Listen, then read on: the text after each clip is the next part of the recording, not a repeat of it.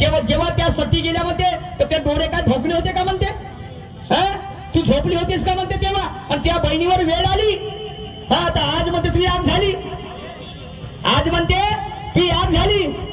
म्हणजे निशान शायर ने किया तो रस मतलब शिवानी शायर ने किया तो रसीला और निशान शायर ने किया तो कैरेक्टर ढीला. मैं भी और शायर हो, मैं अपने वाली पे आए ना.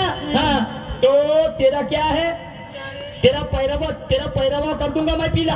ओके माँ पहनावा. हाँ ज्ञान ध्यान से. मॅडम जी तर तेव्हा तो सम्राट अशोक म्हणते तू जात बायशी असू आहे म्हणते म्हणून विचार करून राहिलं म्हणते.